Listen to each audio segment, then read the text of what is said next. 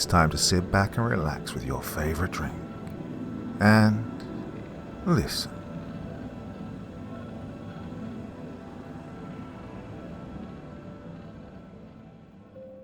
A cave explorer finds something terrible in a system he's trying to map. A sinking river's terminus by Reflexion. A sinking river occurs when a flow of water loses volume downstream, replenishing the groundwater, which in turn restores that water later on. This is also the case for cave rivers in certain geologies, limestone most commonly. In any case, the water eventually returns from the depths, bringing with it dissolved elements to sustain the world above. This is but a fraction of this miraculous cycle, revitalizing the surface from underground, nurturing all life as we know it. My vocation is speleology, the scientific study or recreational activity regarding caves and the like. For me, this manifests as a fervor in exploring them. Now, there are, of course, obvious dangers associated with these activities, and I'm not one to push them out of mind. This all applies to my experience a year ago in a cave I stumbled upon during my travels through Western Asia. The focus of my travels was to find a cave which had not yet been explored. I took this journey alone. Even now, I've yet to meet an individual able to match my odd passion for traversing, where nary a peep of light enters, snuffed out by the damp, cold darkness below. At the time, I was trekking the Konya Plain in central Turkey. The area is known for various sinkholes and caves, a little contradictory when it's thought to be one of the driest areas in modern Anatolia. God, I wish I'd just walked right by that place. But I can't justify regret when foreseeing the consequences was impossible. Many will likely see me as an arrogant fool reading this. Maybe, but I ask you to at least hear all that I have to say. I set up camp near the entrance shaft around midday after doing a little online research. I'm fairly well versed in the Anatolian regions, but I'd never seen a cave listed anywhere close to my location. Well, that settled it. I was certain that this cave was wholly unmapped. I could feel my excitement boiling over as I unpacked my surveying and caving equipment, as well as supplies to bring with me. I had made sure to don some light waterproofs, as a small stream led down into the cave's entrance. Caves are practically refrigerators as it is, regardless of climate. No need to worsen this by being splashed by equally frigid water. Well, suffice to say, I didn't hesitate to get started. It's important during a time like this to rein in one's excitement, which can swiftly give way to panic if you get lost. In fact, I almost forgot to bring spare batteries for my headlamp, a blunder that could very well have ended in disaster. I took care to detail each tunnel upon reaching a branch or terrain change, using my hand compass and inclinometer to measure the angles in the passage ahead, then record the distance of the current passage with a tape measure before proceeding deeper into the hidden world beneath. I noted a particular feature of the cave's entrance shaft, an abundance of what seemed to be moss, colors ranging from rusty orange to a striking crimson. At first, this led me to believe it was a colony of sphagnum moss, several species of which can be varying degrees of red in color. However, said genus of moss has never been reported to exist in this region. Sure, it exists in some areas of the country, albeit rarely, but this moss is most commonly found in humid climates, especially those which allow bogs to develop. Now, the Konya Plain, as I've said, is the driest area in the country. The annual rainfall just isn't enough to provide the conditions to support moss. I didn't dwell much on the matter, as I forged deeper into the tunnel. I'd been traveling around 3 hours down what I assumed was once the path of the ancient river, when the ground in front of me abruptly disappeared. The zap of adrenaline pierced my chest as I steadied my footing, knocking a few pieces of gravel into the gaping pit, seeming to repel the light from my headlamp.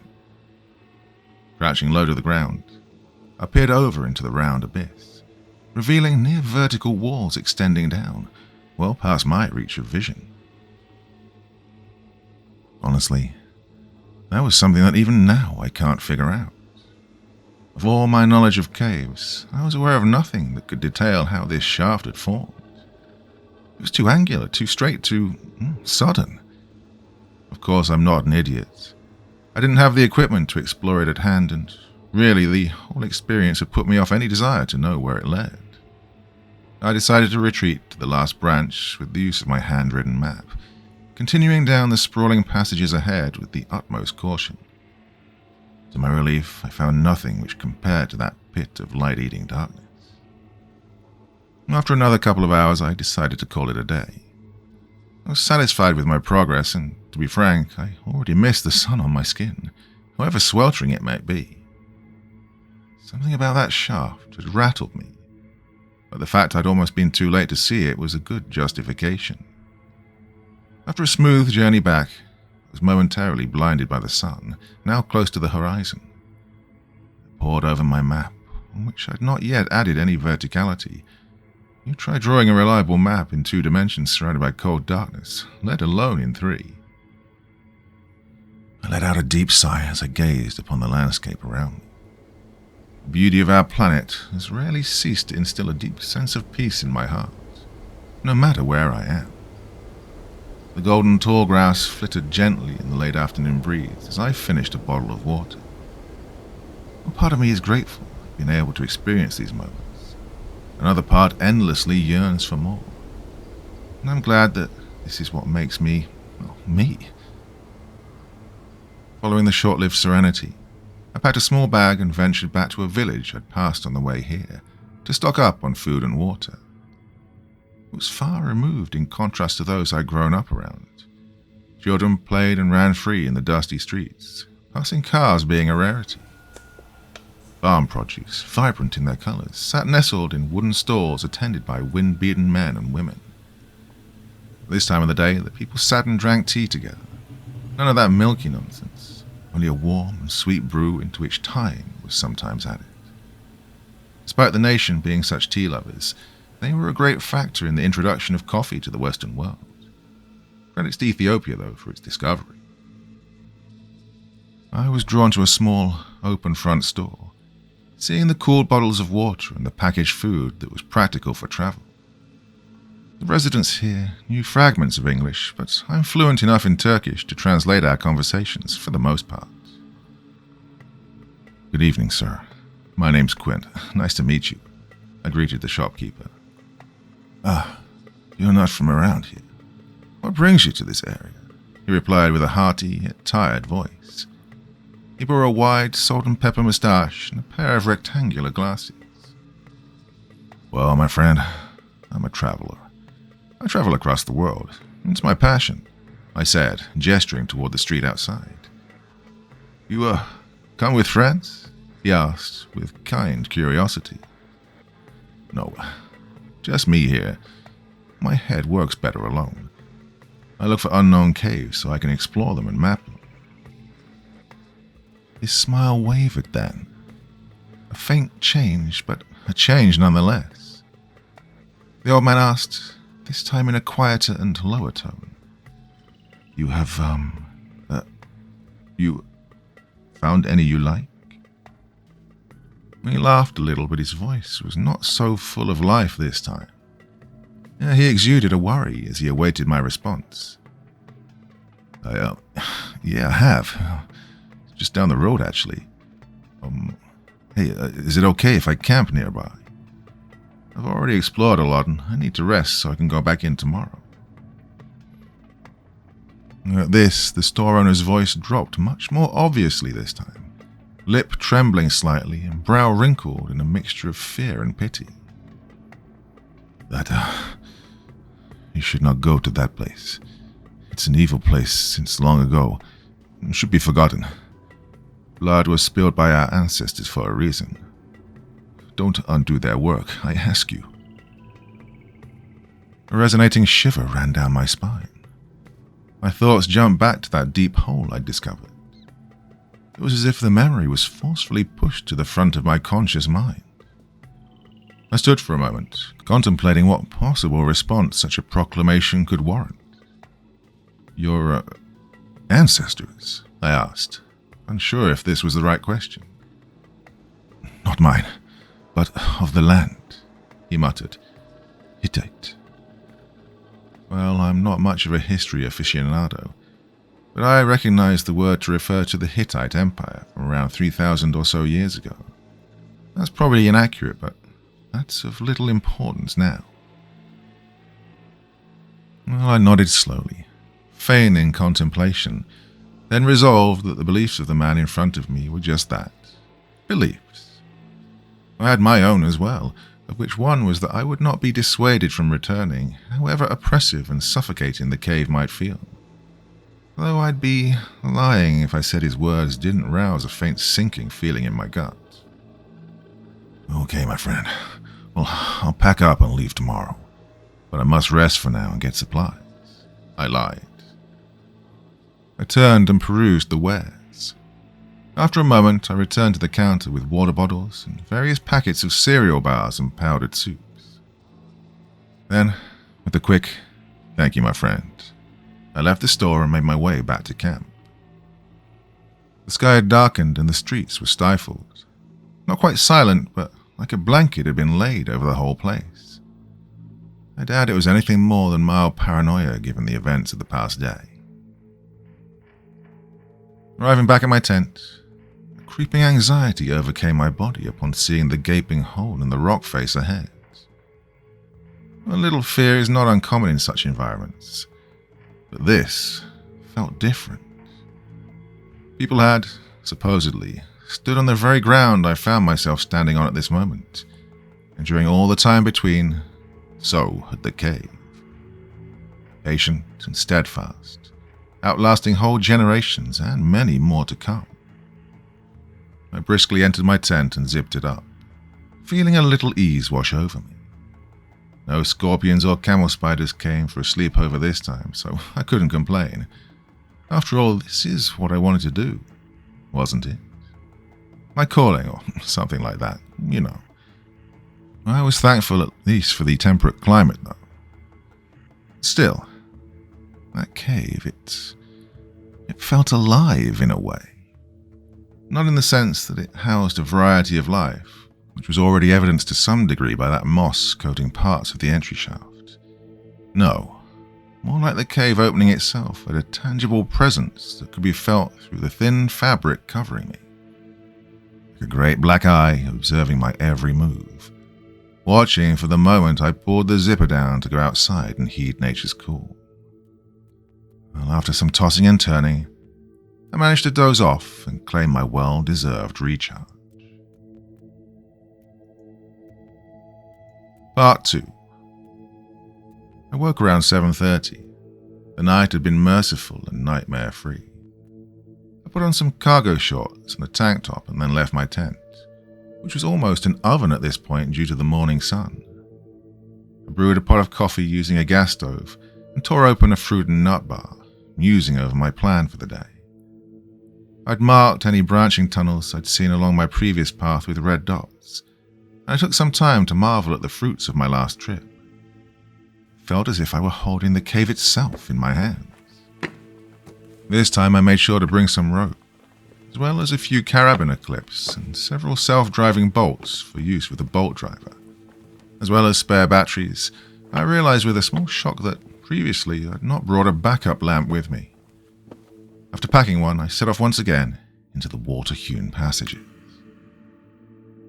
The moss felt noticeably spongier than it had the day before. It also seemed as if the hue had shifted, but I couldn't be certain. It was certainly less dry than before, though the stream's flow was no different than I remembered. Intrigued, I tore off a sample to attempt identifying when I returned, since the moss's strange behavior had sparked my interest. Stashing it in my bag, I pressed onward in search of the first branch. To avoid overestimating myself, I settled on a rule where I'd map a tunnel to a certain distance, then return and do the same for the next. I had to stoop a little upon entering the first marked passage, which descended gently, then angled back up and to the left. After rounding this bend, the passage straightened, and I saw a distant flicker of green or yellow light which disappeared somewhere ahead. I paused and tilted my head in confusion. What had I just seen? My mind scanned for a possible answer, but returned empty-handed. Well, I opted to brush it off as my imagination, though I kept it in my recent memory so I could think on it later. I'd barely reached the end of the passageway when a reverberating snap pierced the darkness, making me jump. It was very loud, yet I could not discern from which direction it had come. Cave acoustics mess with the senses, the walls warping and reflecting the original sound like a game of telephone. Widely, I scanned the solid rock walls around me to look for any signs of a fissure or cave-in. I saw nothing, but I didn't want to take the risk of being crushed by a falling slab. I turned on my heels and my pace quickened, and moments later I was back at the sloping bend. Taking care of my footing, I started to descend, only to hear the thunderous echo once more. Abandoning any patience in regard to safety, I broke into a sprint to reach the bottom of the slope. Well, I was slowed as I stumbled my way up the last incline of the branch, finally bursting into the parent tunnel. And again, it sounded. The rumble almost made me lose my footing as I wheeled to the right and sprinted toward the entrance. This time I was able to distinguish several quieter sounds following the first, like dry crumbling and cracking of some brittle material. Still, nothing around me explicitly confirmed that a structural break was underway, and as the light from outside came into view, I skidded to a stop. The moss. It had grown. That wasn't possible. It couldn't be. Moss are slow growers. What had before been a thin padding of the stuff was now closer to huge red pillows. The stream that emerged from the swollen masses was tinted red as it extracted pigments on its way through. Without further hesitation, I began to build up speed, kicking up dust and stones. I could literally see the soft mounds expanding by the second, like one of those time-lapse videos. Gritting my teeth, I propelled myself forward just as the fourth and loudest crack so far resounded, my ears ringing from its intensity. Jumped onto the pulpy scarlet beds, now only 20 or so meters from sunlight. As soon as my foot made contact with the moss, it was as if I'd stepped in superglue. I kicked my free leg in front of me, bracing myself to prevent my knee breaking from my momentum. Dazed, I looked down in terror to see that my feet were barely visible. It was pulling me in. Horrified, I reached forward, grasping aimlessly at slick tufts of moss. This was it. This is how my story ended. I didn't even know what the fuck was happening. God, I had so much left to fill the pages of my life. No, this couldn't be it. And then, it was black. Part 3. I came to in an aching haze of confused fear. I thought I was still in the tunnel, till my brain fully rebooted and I realized my eyes were clenched shut, so tight I could see purple noise forming. Slowly, my eyelids relaxed and flickered open. I was lying sprawled on my back, looking up towards the stars. No, there were too many and the colors were all wrong. Glittering spots of blue, green, and yellow danced across my retina as I laid there. With a groan, I raised my left hand above my face to see my cracked and chipped, yet still functional wristwatch. 3:41 p.m. My eyes darted between the twinkling expanse above and the time shown, lying in complete disbelief. I wasn't outside. I grunted, pushing myself up into a sitting position. The sight presented to me was staggering. I had been unconscious on the floor of an unfathomably large chamber. For how long, I didn't know. The ceiling looked to be hundreds of feet above. The boreal spectrum cast a grim illumination over the scenery, but I couldn't determine how expansive this place was. Where, in the name of all that is rational, was I? I vividly remember sinking into that damn moss, moments from climbing out from the cave's gullet. But where had I wound up? I lowered my gaze from the glow overhead to get an idea of the structures around me. Immense crimson stalagmites towered over the chamber, as well as equally massive hanging stalactites, which seemed to look down upon me in dismissal. Some had met and formed great pillars, looking as if they were all that was holding this place up. I would have attributed all that to the phrase morbidly beautiful, but my mind was racing too fast to consider anything unrelated to finding a way out of this hellish landscape. I stood up with some effort, muscles still sore from my previous actions. Looking to my right, I found more of the ominous formations. To my left, the mother of all monoliths stood before me. It's difficult to convey its size, tenfold thicker than any of the others and stretching toward the stone roof. Red rubble littered the area around it, a result of some unknown assault on the object. Squinting at the lower reaches of the spire, something smaller caught my attention, what appeared to be a raised stone platform surrounded by carved steps on all sides. Keen to get some form of answer, I walked over to the structure, making out a single object on top. I was looking upon a sort of podium, atop of which were stone slabs stacked neatly. Many of those entrancing dots of light spotted the ancient altar, which I came to realize were some kind of fireflies as they fled on my arrival. Were those what I'd seen in the tunnels before? I figured there must have been millions, hundreds of millions of them resting on the cavern's roof. I closed my eyes and took a few deep breaths. I considered the possibility that I'd knocked my head, and this was a dream conjured as a result, but, well, it felt real. The pressure on my feet, the rays of emerald light in my eyes, these things could not be attributed to a dream. If it was, then my awareness would allow me to lucid dream and fly my way out of this chamber. Climbing the worn stairs, the contents of the stone plates came into view. They had something carved into them, a myriad of pigments coloring images akin to hieroglyphics. I remembered my backup lamp and removed it from my bag, which had stayed with me through this ordeal. I turned it on and illuminated the tablets before me. They depicted a story, which began with a gathering of people lying prostrate before a huge divine being. On its back were majestic butterfly wings, and great oak trees sprouted from its head. Its arms resembled the iridescent tail of a dragonfly, ending with human hands. Standing on many graceful insectoid legs, it showered the worshippers with a blessing. The next image showed a green landscape, with crops growing twice the height of men. Infants played and frolicked in the fields, some under sun rays, others basking in rain.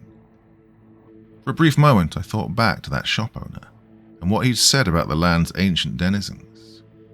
If this was in fact of Hittite origin, it was remarkably well preserved. I flipped and continued reading to see an unsettling portrayal. The entity, who I assumed to be some patron of farming, maybe fertility, stood over the settlements, this time wearing a bitter sneer. Another frame depicted it then abandoning its people. They looked to be crying out, pleading in despair, their hands reaching out toward this titanic being. Had the people done something to upset it? The next image was in stark contrast to the rest.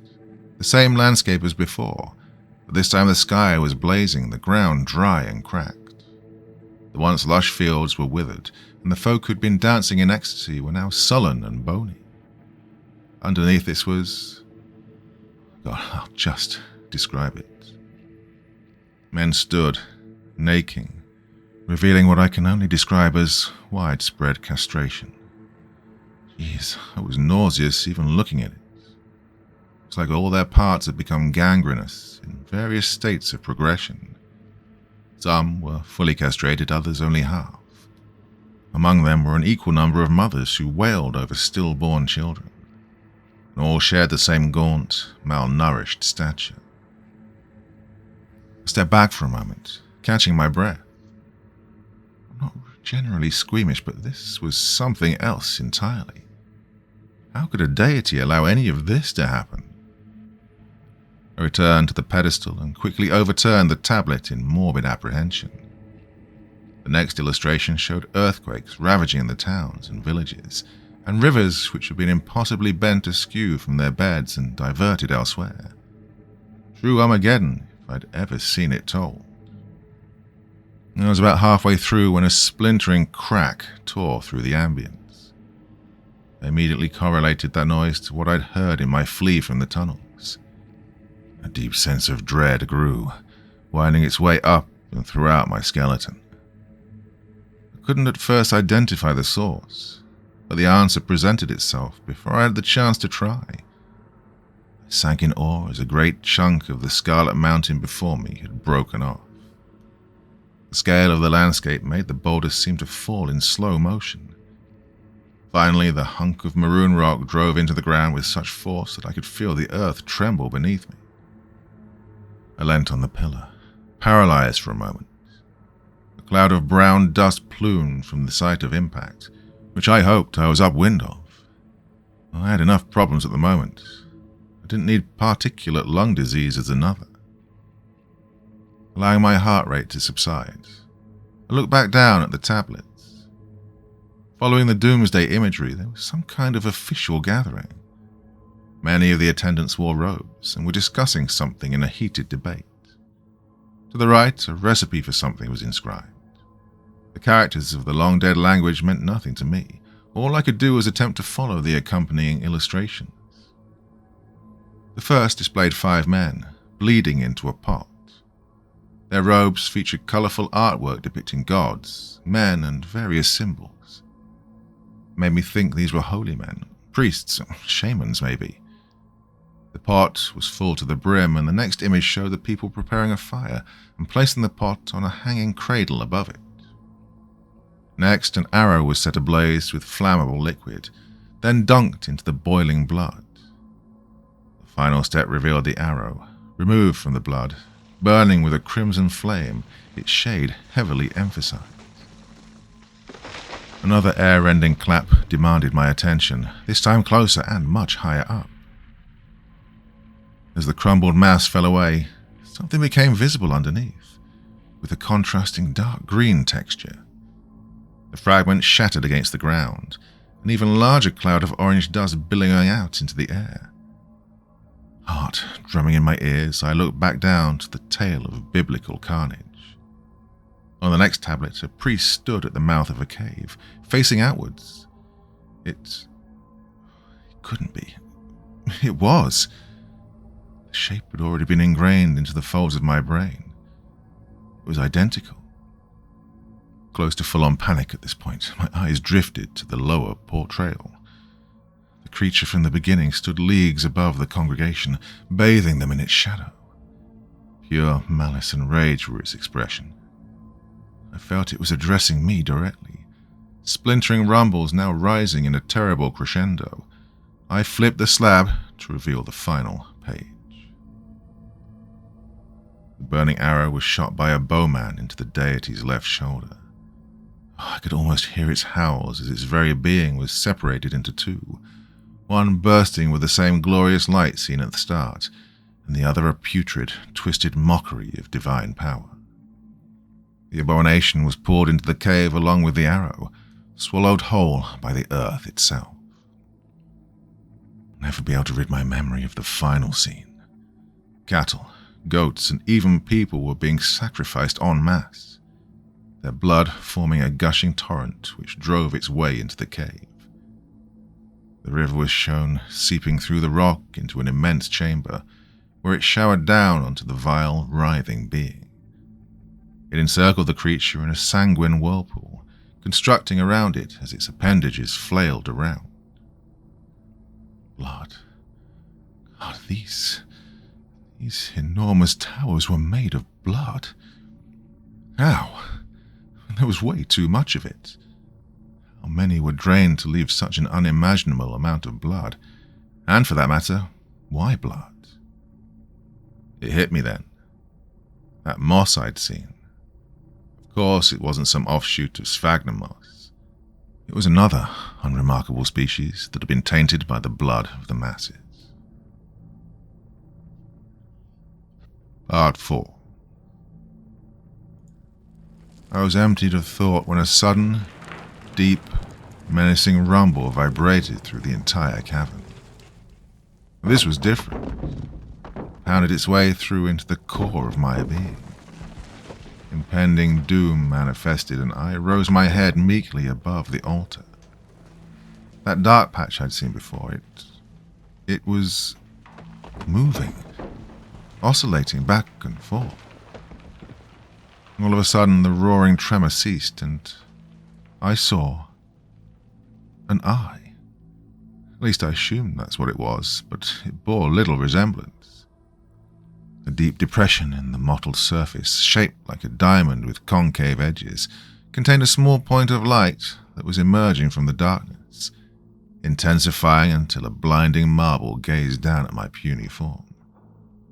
A crackling voice erupted from within, sounding like the splintering bark of 1,000 trees being felled all at once, booming to address me. You have changed your minds, I take it. The force of its words made me stagger backwards, and any response I may have had was throttled as I stared up at the glare of some colossal being. Why do you cower in silence, human? Speak, it bellowed. What are you talking about? I stammered, my breathing shallow. I see that some time has passed since your people and their self-proclaimed holy men entombed this form, using the very symbol of my gift. Does one not perceive blasphemy in this? It seems not. I'll allow you a gentle reminder. Return me to my body, and I shall consider sparing life. Life? Mine? What? I don't know anything, please. I don't even know where I am, I cried, instinctually sensing the waves of anger emanating from the presence, sapping the strength in my muscles as I held onto the podium for support. At that moment, I heard something else. Yet again its source was unknown to me, but I recognized the groaning of something under immense pressure. Your understanding is not a requirement, human. But know that on the near morrow, the offspring of this world shall be torn from the future's womb. The voice blared, cold, yet frothing with ire. All you need do is share the whereabouts of my body, and be done with this. The deep creaking suddenly exploded into a deafening cacophony.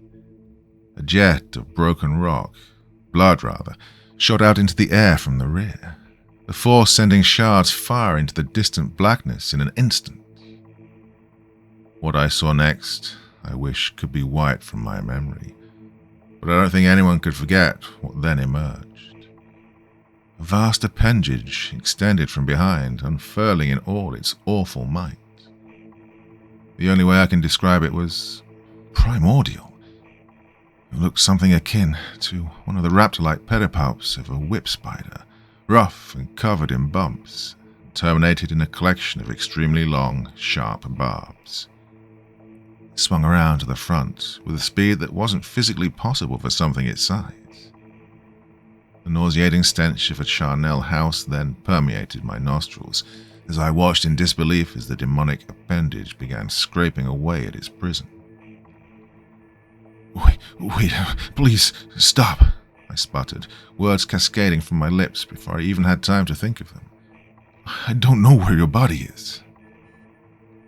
The grotesque appendage continued tearing away at its cage. Shattered slabs fell by the dozens, further revealing the form beneath, to my terrible dismay. So be it, the voice thundered. I shall take the task upon myself. Do not worry your frail mind. I will see it through that this realm is returned from whence it came. The words had a disturbing sense of finality to them. Had Earth just received a sentencing, myself being the sole member of the jury? I continue to hope with all my heart that that question is never answered. The imprisoned being then seemed to set its sole focus on escaping. A second of the bristled limbs began forcing itself out of the side closest to me, fissures spreading through the dry blood like tree roots, grasping and reaching toward this plane of existence. Both limbs free, they drummed and slashed away until at last the structure failed, collapsing in a deafening whirlwind. The being's true form was beyond words that I'm comfortable writing. It must have stood at least 150 feet tall, 180 with the dead, rotten trees which sprouted as horns from its head. Most of it was covered by a sickly black-green carapace. It stood upon vast, triple-jointed legs, constantly shifting for balance, shaking the underlying bedrock and stirring the luminous insects from rest. The torso was vaguely humanoid, but was littered with bulbs that rhythmically spewed puffs of vapor. Countless writhing tendrils came off its back, snaking about the chamber, itching for something alive to grab a hold of. They moved at such a speed that my eyes barely perceived them. Its face haunted me the most. Almost humanoid, but lacking a jaw. In its place was a cavernous pit filled with fleshy spikes, freely dribbling a rancid, viscous fluid. I saw no nostrils or ears, but its eyes were those diamond-shaped pits I'd seen prior, holding orbs of pale light. With a great effort, I tore my eyes from the behemoth, thought frantically, searching for anything that could possibly aid my situation. I was close to just giving up when I caught a glimpse of something from beneath the remaining tablet. Swiping it off with little regard for their historical value, a deep groove betrayed a square hatch. Opening it, I peered inside to see a bronze arrow flickering with a meager lilac flame. In terrified confusion, I picked it up to find that, instead of being hot, it was strangely cold between my fingers. For a moment I stared, puzzled, till I made the link to what I'd just read. Regardless of the validity of the carved illustrations, it was now my only chance to avoid befalling a terrible fate. With all the determination in my bruised and battered body, I rose my head and began descending the steps. What was I doing? Surely this would mean the end of me. I was but an ant for one of the being's thundering legs to soundly crush. Despite my mind screaming in objection, I whirled my legs onward, all the while trying to formulate some plan of action. Flying insects had become frenzied swathes of light, swarming away from the thing in mass exodus, pelting me like hailstones in the process. Seeing my trembling march, the being let out a deep, reverberating laugh. Its face remained unmoving. It seemed to speak from somewhere else entirely, vibrating from every direction. Suddenly, without warning, I felt an excruciating pain in my crotch. I doubled over, eyes watering, groaning from the searing pain. God, I had to push through it. Once again, my march continued, now slowed and limping, wading through the swirling, buzzing clouds. You think to do what exactly, child? Tie me down as a hunted boar? The creature spat, venom quickly returning throughout its chuckles. You are alone. I didn't answer, for I had none. I was asking myself the same question. My dragging feet came to a stop, causing the entity to tilt its head in bemusement. I admire your resolve, pathetic as it may be, though I grow tired of this futility. It hissed, shifting its pounding legs to face me. In an instant, it raised an arm and swung it toward me. I did all I could think to, and held up my hands defensively. It raised an arm and swung it toward me. I squeezed my eyelids tight and mentally recited a prayer to an unspecified god. The flies had become like rubber bullets at this point, stinging my skin with each impact. An ear-shattering boom rang out as the attack broke the sound barrier. I was blasted back a few feet as a result of this, whereupon I opened my eyes to see a bleeding stump in place of where my left pinky finger had been. Otherwise, I was somehow unscathed for the most part. The force of the attack had cleared the area of the insects, leaving nothing but a graveyard of twitching legs. Looking up, it became apparent that the arm had swiped at the arrow I'd held, now embedded into the sharp extremity. Sizzling cracks spread from the location, and the creature howled, backed by a choir of screeching metal. Its arm spasmed violently, forcing me to retreat in fear of being rendered a pile of diced flesh and bone.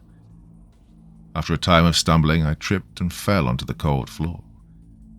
Turning around, I could see the beast struggling with its wound, scraping away at it, roaring in pained fury. It managed to dislodge the arrow and fling it far into the darkness before turning its head to look directly into my eyes. It took a step forwards before dropping to a few of its knees, well, for lack of a better term, and then strained a weakened chuckle. I am patient. Run, little one, and spread word of my coming. Instill fear into your tribes, your settlements. It'll be far more exhilarating upon my arrival. Go to hell, you depraved piece of shit, I yelled, coming out more as a fleeting wish than the powerful taunt I'd hoped for. Good. Very good. There is little fun to be had in hasty submission. And with that, the colossus dropped to its remaining knees and collapsed. I don't know how long I sat there, panting and heaving. I observed the creature for a while, but it seemed to be in some kind of coma. I wasn't going to check for a pulse, but the mounds on its torso continued to expel gas which dissipated into the cool, subterranean air. After I was certain that it wouldn't be moving any time soon, I shakily stood up, then retrieved my gear from the altar. It seemed that the only way out of this place was up. Squinting, I could just make out a tunnel, a dark blemish on the ceiling, close to the top of one of the columns. I'd need to recycle some of my bolts during the ascent, but regardless, I clipped myself in and tightened the harness. I began to climb, one repulsive handhold at a time. Flakes of blood showered me like confetti, celebrating my empty victory. I developed an efficient routine for bolt recycling, descending from a higher rung and unplugging the previous ones. I often had to hang from the rope in near exhaustion to prevent my body from giving out entirely. 30 feet left.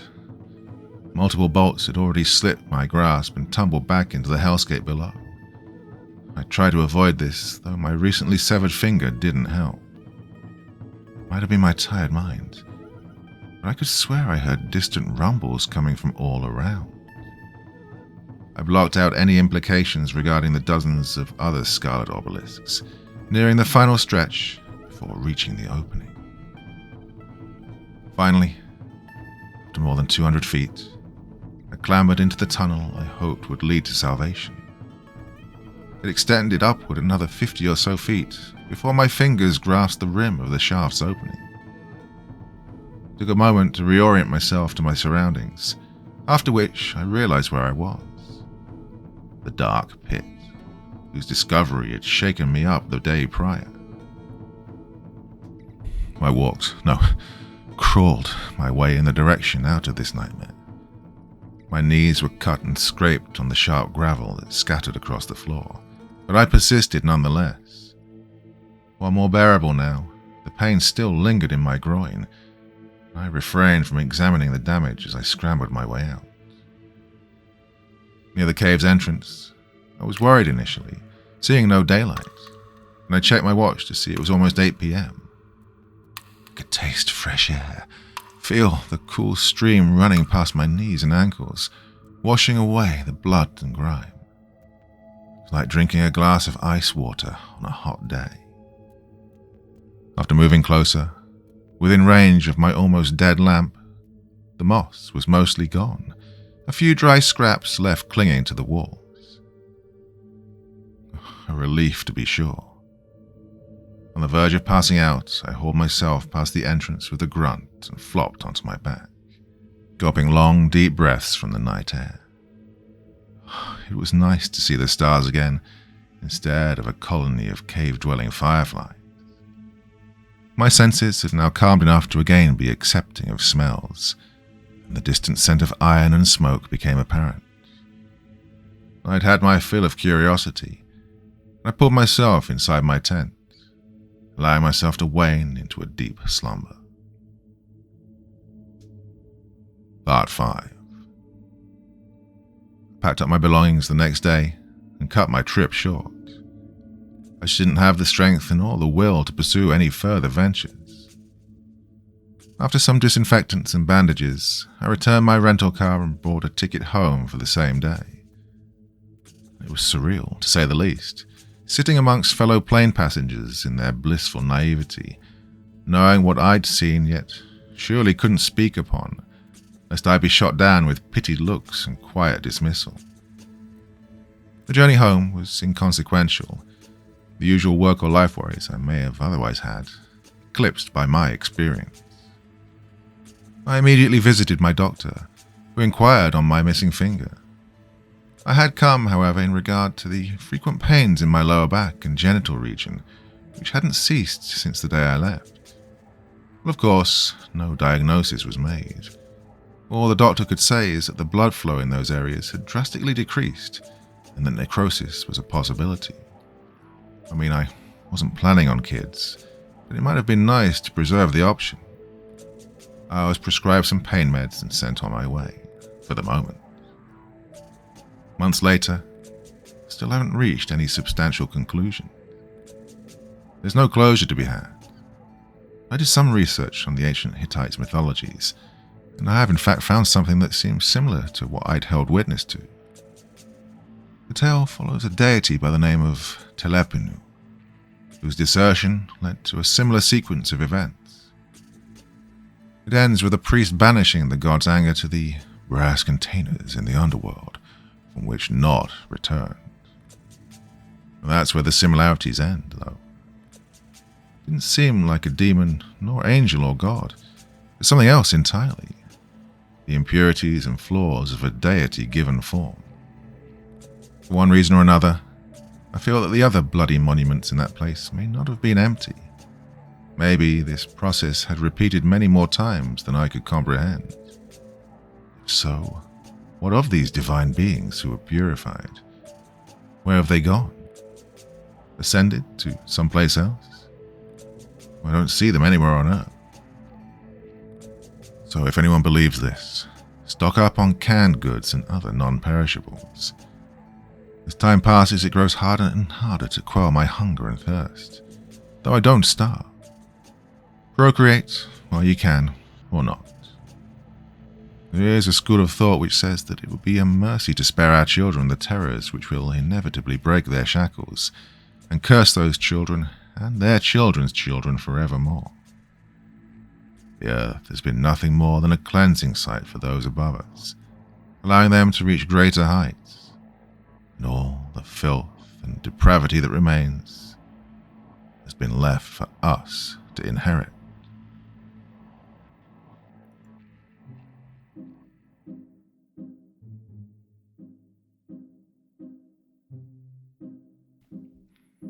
Well, I haven't done a caving story like that I don't know how long. Quite a long time. Never done one quite like that anyway either, so that was a nice change, to be honest. COVID-like symptoms today, hoping for the best, and I've just got a cold or something, but not feeling 100%. I had something really good long story planned for tonight, but I had this one in the works already, so yeah, I really enjoyed that story. I hope that was good for you too, until I'm feeling a bit better and up to doing a bit more. Well, that is it for your Wednesday evening. Back again. Day is it? Wednesday, isn't it? Oh, definitely not feeling great. With a podcast tomorrow and something special probably on Friday evening. Till then, my dear friends, hope you're all out there feeling good, better than me. Till the next time, very, very sweet dreams, and bye-bye.